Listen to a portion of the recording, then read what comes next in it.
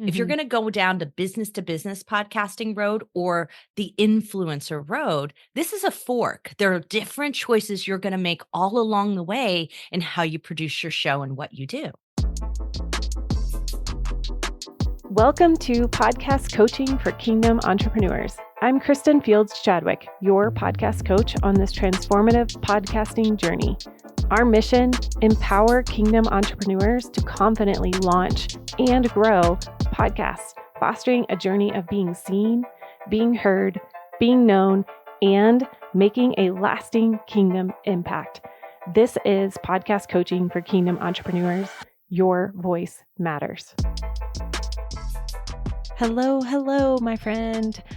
I am your host and your podcast coach, Kristen Chadwick. And today we are going to be talking about one of the most common questions I receive from potential podcasters and current podcasters.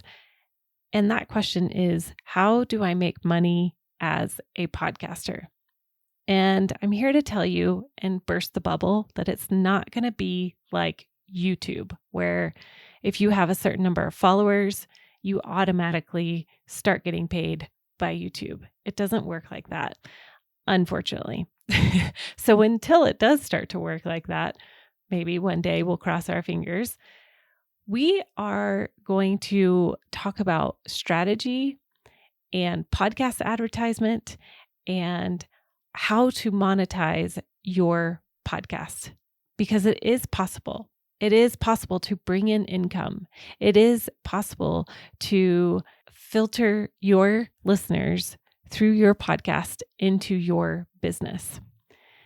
Today, we are going to be having a conversation with our featured guest, Tracy Hazzard. And Tracy Hazzard is someone who is very qualified to talk about how to monetize your podcast. She is the host of multiple podcasts, two of some of my favorites, Feed Your Brand and the Binge Factor podcast.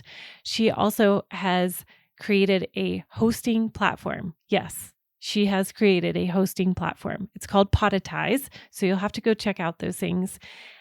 And I want to just tell you that if you are in this position of asking the question of how do I monetize my podcast, I want to encourage you. We did a whole series back in the fall where we covered everything from creating online courses, building a membership.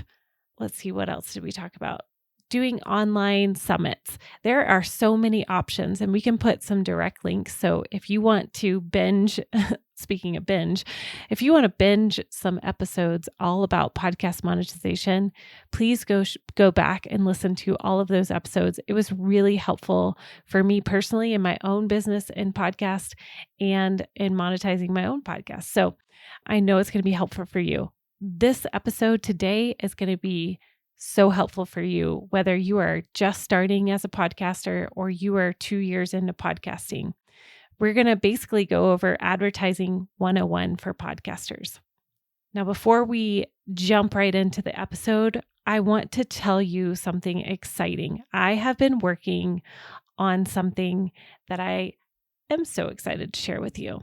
Now, if you are one of my longtime listeners, you know that we have done Podcast Bootcamp. It's been an 8-week program where I help you take your idea of a podcast and we launch it in 8 weeks onto podcasts apps everywhere.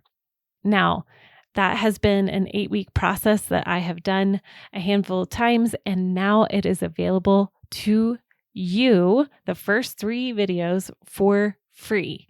What I did was I was like, you know what? I feel like this needs to be offered for people who just want to start a podcast and they need some of the mindset work. They need to understand who their ideal listener is. They need to understand what the purpose of their podcast is. They need to define their goals. And I have made the first 3 videos free. You have the option of continuing it on for $99. You get the entire podcast bootcamp for $99. I'm so excited to put that out there for you. And if you want to go ahead and do that, this is for somebody who is wanting to start a podcast. The link is going to be in the show notes for you. I'm so excited to make this available for anybody and everybody who wants to start a podcast. Now, let's go back into the show. Let's talk about monetizing your podcast and advertising 101 for us podcasters. Let's go. Let's go talk to Tracy. Hey, everybody. Awesome. Okay. Well, Tracy, welcome to Podcast Coaching for Kingdom Entrepreneurs. Man, this is going to be so good for all of my podcasters who are itching to know, do I step into advertising? Do I talk about sponsorship? What do I do? I don't know. Let's see. I'm so excited for this. I am too. This is one of my favorite subjects because it's a strategic subject. Mm-hmm. You need to think about this from a strategy perspective of, is this right for your business? Is this right for you personally?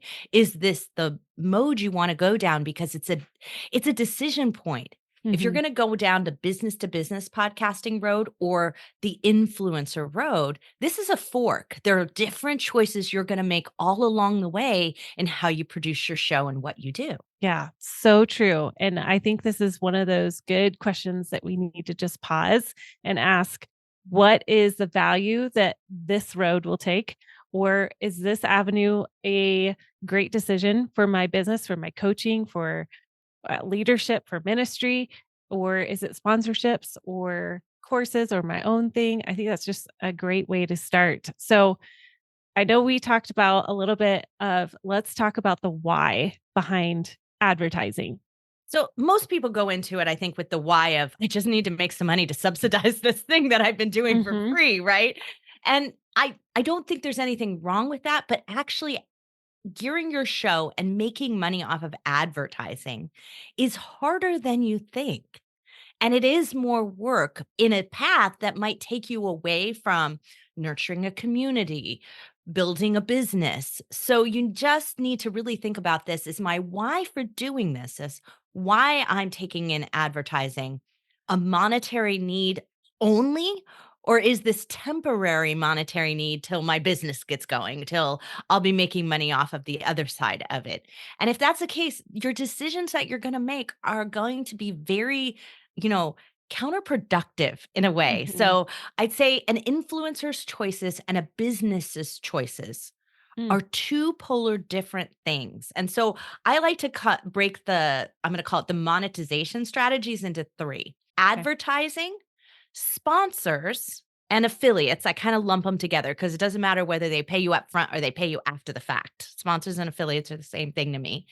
And promotions. And usually promotions are your own things, but they can also be close partners. So there's a little bit of overdraft into that affiliate area if you think about it that way. But it's not random affiliates. It's someone who's you're clearly in partnership with and they provide a service, and because they're doing that, you're keeping your clients or you're getting your clients, right? So there's a Mhm. definite referral partnership going on there. Think of them more like joint venture promos. And so Mhm. those would be the things. So advertising, sponsors, and promos are the three areas that I look at. And making a decision about which one's best for you is a decision about the contact and connection and value you want to have with your audience. And that's Mm. what I think we don't think about. We think about the money side of it, like, am I making money over here? But we're Mhm. not thinking about, am I going to lose my audience faster and then potentially make less money in the long run? So we want to think about that. The more advertising we put in, especially early in our show, the less likely we are to keep those podcast listeners long term. Mhm. And they don't feel like we're in it for them. They feel like we're in it for the advertiser because you're offering too many sponsors and promos and all of those things, and you're doing too much in there. You can degrade the value of the connection with your audience over time. And that hurts you in the long run of making enough money off the podcast. Yeah. And I think too, I was just listening to Alex Sanfilippo's Pod Talks, and Chris, I always say his last name wrong. I think He it's Kremitos. Kremitos. There we go. Kremitos. Kremitos. It's Greek. Okay. And, It's brilliant. He's brilliant. But he was just saying, going back to the original essence of podcasting, it was a purity form of communication where the whole purpose of coming and having audio form and expressing ourselves in a way that is not tainted by advertisement was really interesting. But anyway, I wanted to hit on that because I know there's a lot of people that are like, where is podcasting going with advertising and all of that? But the heart of podcasting is so that we can connect with our listener. And all of this is extra and a bonus if you can get paid. And like what is the cost? Like continuing to just weigh out what is the real heart behind your podcast and is the advertisement going to be beneficial for your listeners or not? Because I know there's been many podcasts that I've listened to that I'm like, oh, okay, we are fast forwarding 30, 30, 30, 30 until we get There's to a the lot of meat. ads in there, right? Yes. You can tell the difference. I mean, look, there's no question about it. Like, I was watching one of those documentaries or movies about Lucille Ball, and a TV show doesn't get made without a sponsor. And in those days, it was like some cigarette company. So, Right. and it was like without the cigarette sponsor, there was no show. Mhm. Right. And that's what radio, TV, general media is a vehicle for advertising. Mhm. Is that what you want for your show? And if it's a vehicle for connection, a vehicle for business where you're directly connecting with your leads or your clients, that's a different model. And you Mhm. really need to rethink whether or not advertising sends the right message. Mhm. And that's where I think we fail in this thinking about that audience first model. At the end of the day, if we don't have people actually listening to the show, you don't make money off of advertising Mm. because they got to look at the conversion somewhere along the way. Mhm. And this is where podcasting has fallen apart as an industry. Mm. Advertising is not tracked. They cannot tell unless they stream them on the front and the back, and that's why Spotify only does that, is because Mhm. if they stream them on the front and the back and they're only tracking your download numbers as 60 seconds, then they know the ad was played and nothing else, and they don't care about anything else. That's Mhm. all that they care about is that that ad was played, so they've done it and structured their whole model to make sure that only ads get played.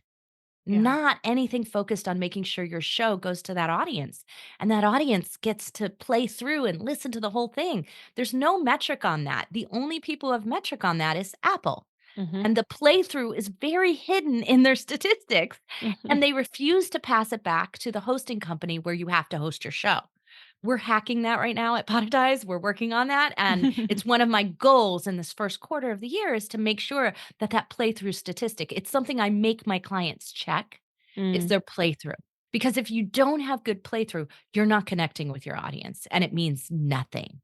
Okay, so explain what playthrough is in case somebody doesn't know what that Yeah, is. so playthrough number in Apple is an average, okay? It's an average playthrough across all your episodes. You can get a playthrough number that is a percentage if you wanna think of it like Mhm. that. So I might have a 70% playthrough, which means more than 70% of my shows were listened to 100%, and Yeah. then there's those 30% or so that would listen to way under, right? And that's how Uh-huh. you end up at that number. So it's not an indicator on any particular episode, but on average, Okay. we see a good show having somewhere between 65 to 85% downloads.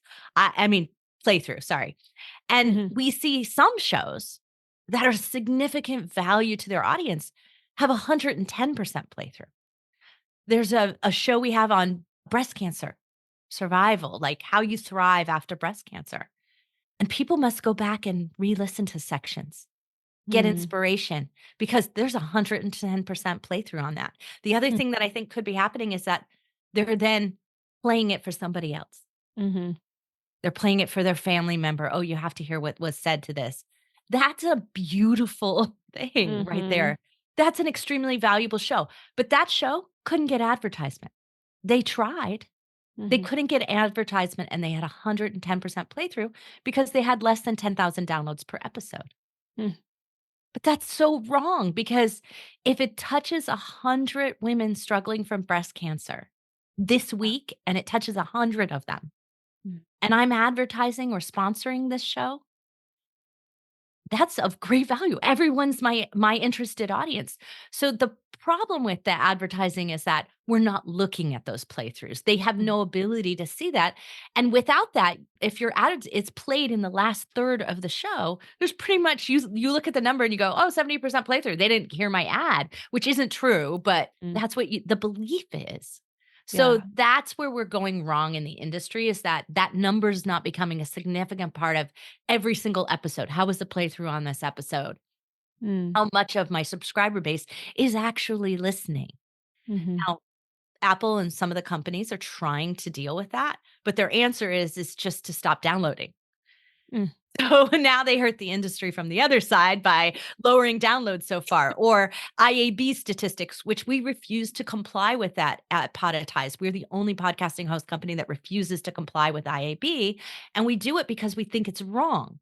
We mm, think if you downgrade the actual downloads and plays you get with some false number that the industry has made up, like saying that, CPM, like plays per mil, right? mhm, Like how much per thousand? It's like, oh, well, that was only worth one listen.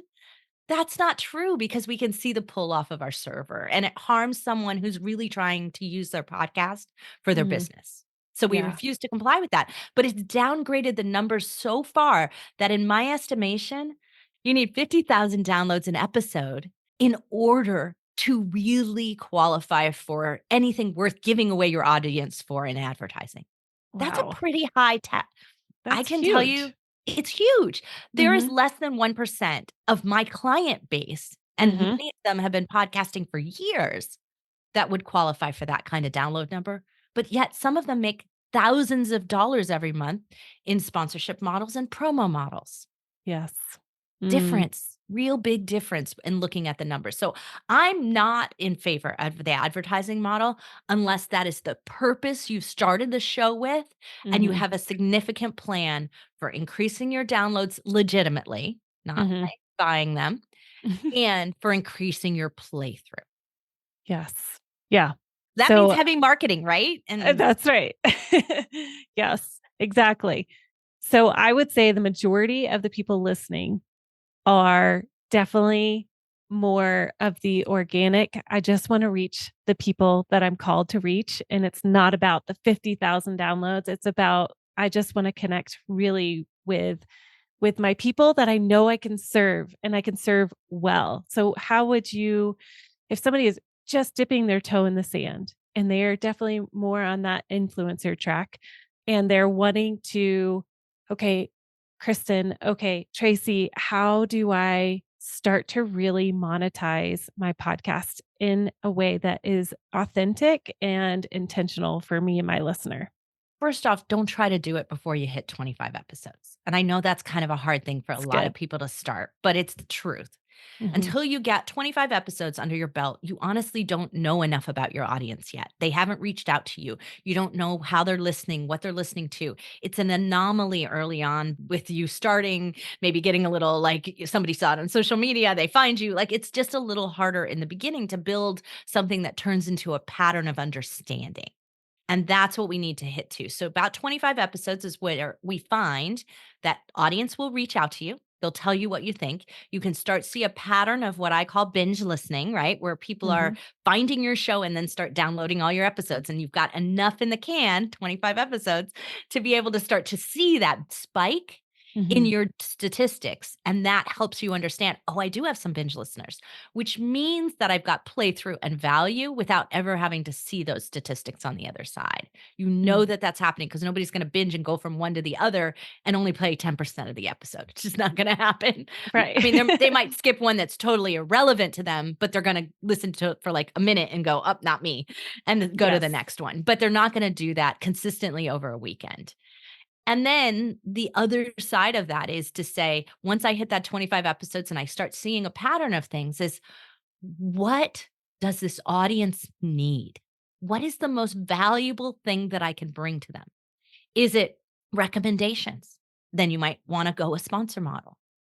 Is it a course, a program, something that I could do, a webinar, a conversation, a networking event, whatever it might be, do something that's free and test out the interest of your audience. Because the Mm, other thing you don't know is how active is this audience that's listening? Are they passively listening to you, or are they ready to take some action? mm, So the next step in what I do in the next 25 episodes, right, is to test out their action level. Can I get them to show up for something? And if I can, then I can make some money off of sponsorship. I can make some money off a program. The thing that I hate to see is somebody creates this whole incredible course, writes a book, does all this work, and then launches it to crickets because mhm. nobody takes any action because you just don't have that kind of listener base yet. Yeah. So we want to make sure and do tests of things that work and Okay. see how that is. And that's something that my very first podcast I discovered. So my husband and I started our very first podcast in 3D printing. So very geeky. It was called WTFFF. We did 650 episodes total. Wow. And because we did one a, a day, 5 days a week, we hit 25 episodes in a month, right? Mhm, So we were actually able to start to analyze patterns and behaviors and get connections with our audience faster than others. That's one reason we did it. We kind of crashed it and so made it so that we could brute force test it quickly mhm. and see what was going on. And what we heard from our audience was, we want more of what you're doing. We love these projects that you keep doing, because we would suggest projects for the weekend. So we'd suggest these weekend projects on Friday. Tom's going to tackle designing an angel on the 3D printer for the holiday this year. Like, I mean, it was it. And if you want to see more about our project, go to our blog and we'll give you directions on what we're doing. Or if you want to see it in, after, by the time this airs and publishes, you'll be able to see the project in, and the machine running and building the angel in YouTube. So we Wow. started to suggest places where they would go and click. That was Brilliant. simple, Mhm. right? Testing the action of the audience. And so when we would see, we had, we early on, within about 5 months, we had about 100,000 downloads. So at that time, and with the first couple of months, we saw about easily 10,000 to 15,000. Okay. So we would see that and say, okay, but your 10,000 monthly downloads are across 20 episodes, right? Mhm. So you start to do the math and you go, okay, so I maybe have 200 listeners. If we could get the audience, if we could get 20% of them, 40 Mm, clicks into our YouTube, we're doing pretty good. mhm. And we were seeing 100 clicks through. We were seeing like half our audience take action. So we were seeing it doing really well. And that was enough for us to say, okay, we could create some more resources. So what do people need the most? And then we would go out there and we would seek filament companies to try out their stuff, and we would do reviews of the product. And we were really honest, like brutally honest in our Mhm. reviews. If we didn't like it, we didn't recommend it. Yeah. And so that our audience started to respond to those, and those reviews were posted in our blogs, and they would Okay. get SEO traffic and they would drive new listeners to the podcast. So that's how we did Mhm. it. It's like a little And we would circle. monetize the blogs with ads for those sponsors, with affiliates for those sponsors, for those Okay. companies.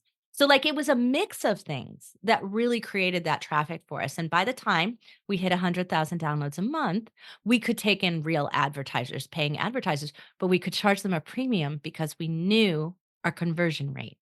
And at Mm. that time, our Mm. conversion rate was around 31%. And Okay. so with that kind of conversion rate, you could charge your sponsor a lot more money. We used to charge 6,500 to $10,000 a month. Wow. Wow. Yeah. And that's legitimate right there. Right, That's how yeah. you monetize. I love that, of just almost baby stepping your way to That's right. see what is working. Where are people at? What are they willing to commit to? That's just So one of my phenomenal. favorite tactics, Kristen, is if you don't have any products, you don't have any services, you don't wanna run a webinar yet, you're just not ready yet, like, it's Mhm. just a little early for you to do those things, is to pick some kinda nonprofit that is aligned with the direction you wanna go, that you think will be of great value to your audience, and get them to do something for the nonprofit. So Mm. that's your faux sponsor, but Mhm. getting them to do something and track that. So create your URL / the nonprofit, right? And so Mhm. that they go through that and you can watch the click through. So you can watch what's going on. Make sure you put it in your description of your episode. Make sure you're putting it in your blog. Make sure you're sharing it on social about the nonprofit part so you can maximize that click through and see what's happening there. That's amazing. Such a smart idea to start with a nonprofit. Yeah, Especially my for if you're trying to connect to your audience, right? Doing something heart-centered makes sense. yes. Oh, absolutely. I love that. I oh man, my brain is spinning with all of some of the people that I'm thinking of in my head of how they could start to walk this out. Okay, I'm thinking of if there is a say there's a life coach that has started a podcast, they're 40 episodes in, and they're thinking, okay, I want to start to put the feelers out. Other than pointing them to, like you did, you said, if you wanna watch our YouTube channel of how we actually started to make this 3D printing project, what would be like a coaching example of that? Of like, okay, here's the next step to see where you're at. So we do a live coaching every single week on LinkedIn, Twitter, Facebook. I think we're just about to start Instagram, YouTube. So we do Okay. live coaching and invite a friend, right? Mm, Invite a friend to our live coaching, offer an opportunity to invite someone into your group meetings.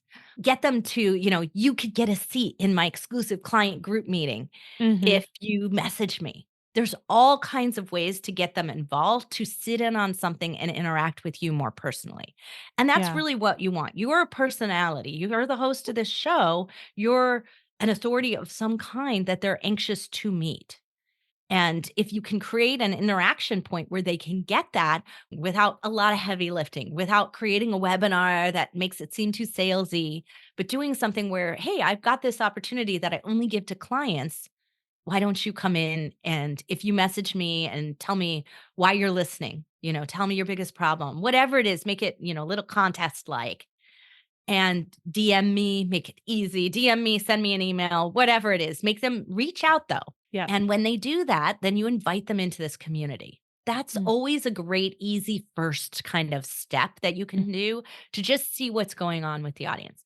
But another thing that when we start running promotions, some kind of thing where we're asking them to do something, right? Where we're saying, come to our event, come to our webinar, buy our book, enroll in our course, right? mhm, Anything like that that's a promotion of some of our stuff, we have to remember that that doesn't resonate 100% with our audience. They're not all at the mm, same stage. So we have to rotate it until we find the one that hits. We have to mm, rotate it till we find the messaging that hits. We have to rotate it till we find the ones that are really making a difference with the audience we have because we don't know them. They're blind mhm. to us, right? We don't have their email address. We don't follow them around on social necessarily. Apple keeps that to themselves. Spotify keeps that to themselves. We know the download numbers, but that's it. So Mhm, we have to do some exploration and understanding and try things out. It's one of the reason we invented ad mixing in our poditized software system for our hosting platform simply because this was happening. So we would mm. run these advertisements for these sponsors and the ad they would give us didn't resonate. Like I was like, our listeners aren't going to like this. This is not like this is too salesy. Like this is a radio ad, not a podcast ad. And Mhm, so what we would do is we would play with it and try 3 different versions. We do one in my voice, one in my partner's voice, so you would have a male female mhm, demographic going on there, seeing if there was a resonance there. We would try something a little bit different. And so we would drop the ads in and take them out, or we'd mix them among different episodes, and our software allows you to do that.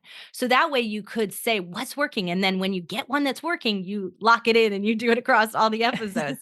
And that's how we would do it. It was like A/B testing in Yeah. any kind of advertisement.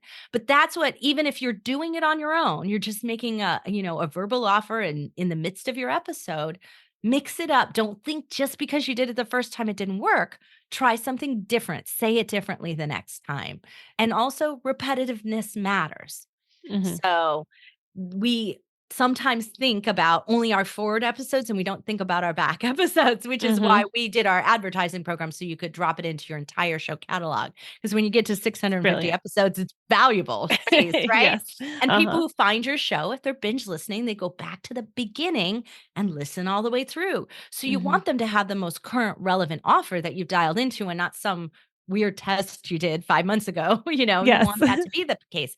That's why we invented the system we did, because the kind of reaction and the kind of abilities I wanted control over myself. And when Mhm. I went to my audio editor, who's now my son-in-law, by the way, when I went to my Love it. audio editor back then, he's like, "Oh, it'll cost just as much to take the ad out and put a new one as it did for me to edit your audio the first time." And I'm like, What? "I'm too cheap for that." Like, I was Uh-huh. like, and then we found out that you break your statistics when you replace your audio ads. So we made that not happen. Like, that's a part of our Yes. secret sauce as well. But this is an exciting kind of model of thinking about testing things, Mhm. because our messaging and our audience may not be who we think they are, right? We Mhm. need to match that up and confirm things for ourselves. It's part of this early test days. That's super helpful. I think it comes back to just awareness and what is serving you and your listener the best way possible and moving along with them. Like just meeting them where they're at right now. One day you'll get to the bigger sponsors or promos or whatever you want to do, but also meeting them exactly where they're at is just as important. Yeah, I mean, the power of being in their ear is Mhm. so strong. Don't underestimate that. And Yeah. anything you can do to drive them through episodes, refer to other ones that you just recorded, refer to the ones that are Yes. coming up to get them to stay subscribed. Like, that's the most powerful thing you can do to increase your listenership, but Mhm. also increase your connection to that audience. Because someone who's listened to and invested their time in Mhm. 25 episodes is Right. gonna take some action of some kind, whether it's Mhm. simply follow you on social media and then they see your ad for your book or your webinar. Mhm. That's something that you didn't get 25 episodes earlier. Right. So good. Okay, so we have hit on a little bit of the sponsorship, and I feel like this is like taking a very small, tiny little bite size out of the elephant because I know there's such a plethora of information out there. And you guys, I encourage you to go follow Tracy and her podcast, all of her many podcasts that she provides so much knowledge. And again, you could do a deep dive into this subject as well. But as we move forward, kind of landing the plane here, I would love for you to talk about affiliates and promotions and then hit on what do you think about Patreon? So, or any Yeah, of those so kind of that's a things. great question. So let's talk a little bit about affiliates. I am seeing across the board, and I have over 1,050 shows that we've launched on our platform. And so I'm intimately involved in those 1,050 shows at some stage of strategy. We're seeing less and less affiliate working. And that's not just as an advertisement on podcasting, that's in email. That's in every form of affiliate marketing is in decline. Interesting. Hmm. Response rate is very low. And a lot of it has been coming for some time because affiliate relies on that 3 email sequence and, this process of doing it, right? That is happening.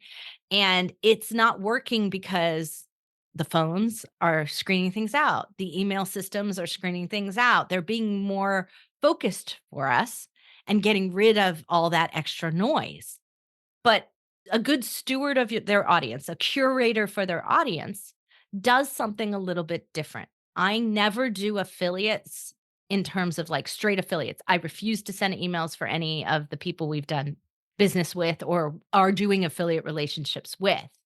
Instead, I say, here's a case study. I used this. Here's what my results were. Here's what I also had these 5 clients use this. Here's their results. This is why we can recommend this. And if you're going to be successful at it, I will say things like, don't do it the way they said to do it. Do it this way with this, and this to be more successful. So it sounds slightly critical of their process, but it's really it's an improvement of their process, right? And most often it's, we just did this. So we just did an affiliate program relationship with a LinkedIn concierge messaging program. So I recorded it. They didn't like the way I was gonna do it at all. They're not happy about it, but they're gonna get clients that are gonna actually benefit from it and use it and stick with it. And that means for you, if you're taking money from it, we're absolutely not. Like, it's just not in our process. But if we were, it means that you'll have long-term sustainable revenue from that. And that's why it's of benefit to you to do it this way. But we did it where we recorded it at a live stream. So we were recording it live to people who don't know us, and we were sharing it with our client base, and we were going to save the recording, and the recording were going to be served up in our newsletter. So that was the only way we were going to promote it. So this was kind of the 3-step process: was live stream it, save it in the recording, it goes in the podcast and people listen to it, and then repurpose it in the newsletters. Like this simple, that process way. And when we did it, what we did was we said, here's how you should update and optimize your LinkedIn profile. Start of a year, you should do this. And once you do this, you might want to start a direct messaging program. And if you have thought about or using a chat program, one of the most difficult things with doing it is having continued conversations. Like, you have to nurture it. You can't just turn one of these automations on and expect it to work.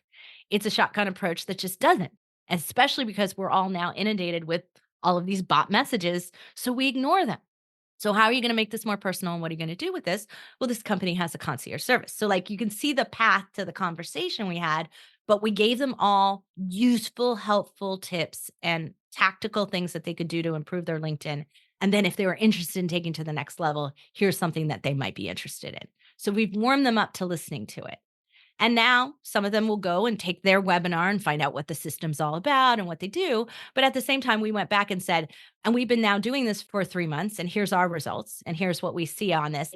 But here's the key. Here's the key to making it successful. You must participate in the process. You must do this, right? You must fix your profile, because my profile is better than Tom's, and I waited to improve his to show you the difference. And I got better traffic than he did. And now that we fixed his has come up to my level. So we know this has an effect. That kind of case study model is the best way to create affiliate relationships that actually work, and you believe in the product you're selling. Yes. And I love that, because it keeps you in that position of expert authority and allowing people to trust you because you've actually walked through the product or whatever it is that you're pointing people towards, and giving honest feedback is, I mean, taking your know, like, trust factor to a whole nother level, and how much more beneficial to both your listener and to your affiliate person that's going to get qualified leads to actually come through and participate in whatever the product is. I think that's a genius idea. What a great idea. And I look at them as like more like joint venture partners. So when I refer people to them, I don't say I'm affiliate. I say I'm a partner. They're my partner. Mm-hmm. So like Alex Sanfilippo and Podmatch, you mentioned them earlier, that I'm a partner with them because I would refer my clients to them if I didn't make money. And I don't care about the money. Like, I will Mm-hmm. send people to them Same. because it's valuable, and if they're doing podcast guesting, they're promoting their show, which means they're going to keep promoting their show, which Mm-hmm. means that their show is going to keep existing. They're going to feel like it needs to, which means they're going to keep hosting with me or using my production services. Yep. So I've created a more sustainable client by Mm-hmm. making that referral. That's what I look at in a partner. We do the same thing with YouTube partners and SEO partner for websites, because those things are critical to the growth of your show. And we Mm-hmm. want to make sure we're giving them the resources we would trust our own shows and our own websites and our own YouTube channels with. We don't want to Mm-hmm. give them somebody that's out there hawking stuff and Mm-hmm. making things go badly for them. Yeah. Yeah. So good. Okay. So now let's shift into the promo Patreon. and Right. You asked me Patreon. about Yes. Patreon, Yes. right? Yes. So Patreon, buy me a coffee, like all of those little like donor things. A donation model is a different model than a promotion model. If you're in business to be in business, then you should not be taking donations. Good. And if you're taking donations, it makes your business sound desperate. So I'm not a fan of it. And I still to this day, I have been begging for somebody to come and tell me that they made money off of Patreon. I've been begging for a podcaster with a success story, and I can't get one. I want to interview them on my show, The Binge Factor, but I can't get anyone who's actually made enough money off of that to be even worth the time setting it up and maintaining it and doing all of that, right? Yeah. So there's a model there if you're a nonprofit There's a Yes. model there. If you're in that kind of community build model, there's totally a way for you to do that because it's tied into everything. But I am also a believer in that you probably, if you're a nonprofit, already have your donor model and it doesn't need to be like all over the place. Mhm. And you should keep that into concentrated one donor place, one way to make it easy. Because Yeah. otherwise you have to maintain too much. And most nonprofits are people strapped, right? Like we Yes. don't have enough resources. So Mhm. let's keep it simple, right? Keep it in a place where you Yes. can maintain it. So if you're going to use Patreon, use it for everything. I love that. That's good. I'm gonna be on the lookout for anybody who has been successful I would at love to Patreon. hear it. Like I'm willing to be wrong here, but everyone who has one in place, I'll ask them, "Hey, how'd it go for you?" "Oh, I think I made $20 over 2 years." Yeah. I'd be like, "Okay, that's not worth talking about," right? No, I just waiting for the day that I hit somebody who actually did it. I know. I know. I did it for a previous podcast that was more of a nonprofit. And it actually was really sweet to see who supported the show. Like that was my favorite part was reading the notes and just knowing that their hearts were 100% behind me and putting the show out there and supporting that community and continued effort. And however, it did not pay the bills. It was Yeah. just like a But it sentiment of like, But that's oh, a I love good that. sign, right? That's Yes. the people are donating because they found value, and it is validating from that Mhm. stage, but it just really is a lot of effort to be putting in all these different pieces in it, and we're hobbling it together. It does make Mhm. us look a little bit all over the place, scattered in what we're doing, and Mhm. desperate, and that's not a place that a business should be. Yes, agree 100% as a business for sure.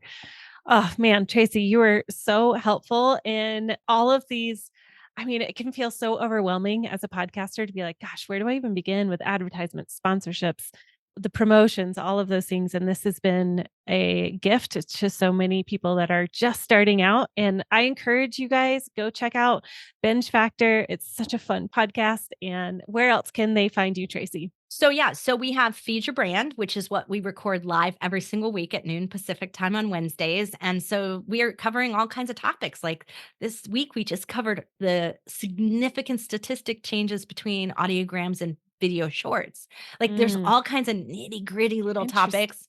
But most importantly, you can go to podcastersunited.org, where we have donated both our podcasts and our coaching, and all our courses are eventually going to be there too. And we're asking other podcast mentors in the industry to come and donate their content, their Hmm. stuff, right? Their mind share into the space so that we can have one area where there's great information that you can search through. So we have a tip Hmm. library in there that you can ask any question you want, like, what should I Yeah. do about this? Right? Does this Yeah. that? And if we don't have an answer, we'll find one. We'll find an Yes. expert.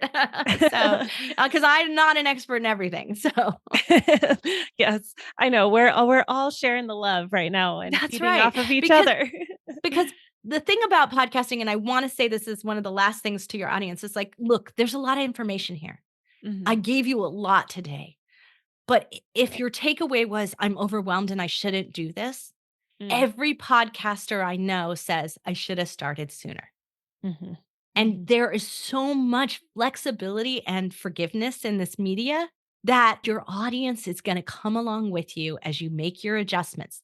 The Mm. best thing you can do is get started, but be a continual learner. Mhm. Align yourself with somebody who can help advise you, like Kristen, join a community like Podcasters United. Find ways for you to keep up on things that you would like to try, things that are the right things, because when you are asked the question, the answer's there.